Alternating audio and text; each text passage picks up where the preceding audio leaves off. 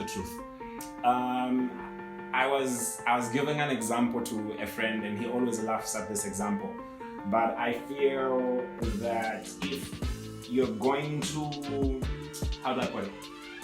Let's take an example of a child, okay? A child that doesn't like their vegetables, yes, but seems to have this passionate like for ice cream. Example.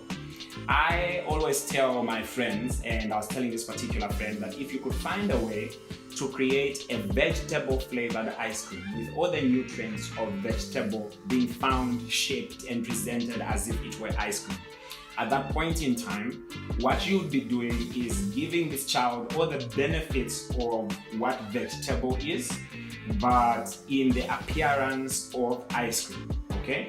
Now, if you push that analogy too far, people might begin to talk of things like manipulation and all these things, because you are literally giving a false picture for this person to receive what they must receive, okay? But as far goes the analogy of the truth, I think if we're ever going to speak the truth and make it relevant in our generation, we're safer doing things like that, creating vegetable flavored ice cream, just as an analogy, as opposed to telling people they can just take ice cream the way it is and not mind. In as much as they take it, they'll still be healthy, they'll still be fine, they'll still get the vitamins that are in vegetable. That's a lie, because they will not get those vitamins. And as long as they continue to live eating unhealthy, one day, as much as they are having fun, as much as they look healthy and all that jazz, truth be told, their unhealthy habits will catch up with them.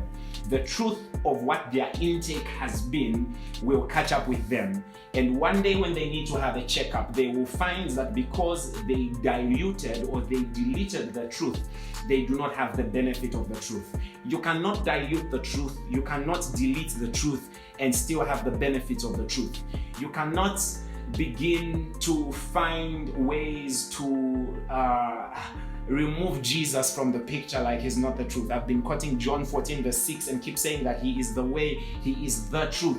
So if you remove Jesus from the picture, and nowadays unfortunately the church is placed in a position and in a situation where realize it or not, because we're trying to embrace the millennial age and we're trying to bring in people who don't know God, the question is, okay, so how can we make the gospel more appealing?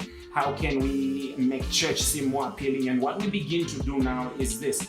We begin to dilute and morph the truth, that by the end of the day, what we are giving people is not the truth, it's a morphed, diluted version of the truth, and therefore they will never have the benefits, the impact, and the revelation of the truth, because you have removed the truth from their frame of reference. What they think is true is not true.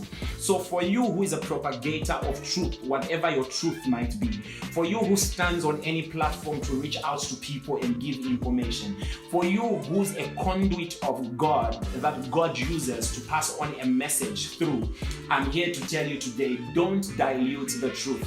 Give them the truth as it is. Listen, when we go fishing, and I use fishing because fishing is the analogy that Jesus gives when he goes to the disciples and begins to call them for the first time. He says, I will call you fishers of men. I think there's a song that says that. Or he tells them, follow me and you'll no longer just be fishermen, but I will make you fishers of men. Now, the analogy of fishing is this. You use a light that the fish will be drawn to, or you use a worm that will hook the fish. But after the fish is in your boat, there is no need to keep trying to play with a worm over the fish's mouth, because the fish is in the boat. The fish now needs to deal with the fact that it is in this boat, it's no longer in the water, it now belongs to you, its life before you has ceased. I don't know if you get where I'm going with this, but that's just the way it is. Even as far goes Christianity and reaching out to people and things to do with evangelism, we might use gimmicks and whatever you want to call it to draw people in. We might use whatever worm, whatever fancy thing to draw them in. But once we draw them in, do not dilute the truth. There is no need to dilute the truth after you've already won this soul in. Because if we continue to dilute the truth, believe you me, it will be a situation where we will breed Pharisees, we will breed people in church who have the tag Christian but are worse off in their character and in their doings than the people that are out there in the world. And there will be no distinction between light and darkness, or darkness will look more attractive than light. Those people who've looked at us in the church sometimes and have opted not to even join the church. There's a phrase here that people use on the street where they say things like simply put, trying to say that if that person is going to heaven, then we're all going to heaven. But they are using that as an excuse because of the way that person lives, which is seemingly not in right standing with the light or with what the truth should be. Let's not be such a people. Do not dilute the truth. Give the truth as raw as it is. The truth will never change. The truth will never shift. The truth will never move. The truth is like a rock that is firmly grounded. The truth is like that tree that has been there for years. You go and you come back 20 years later to your village or whatever and you still find it there. It's a standard, it is constant, it will never move, it will never change. So beloved, whoever you are, if you've got the responsibility at any point to speak to people and be a propagator of truth, I urge you today, do not dilute the truth. Jesus is the truth. If you're gonna speak truth, speak it as it is. Speak Jesus the way he is. Unveil Jesus for him to be seen as he truly is, because Jesus is the truth. Once more I tell you, do not dilute the truth. Peace.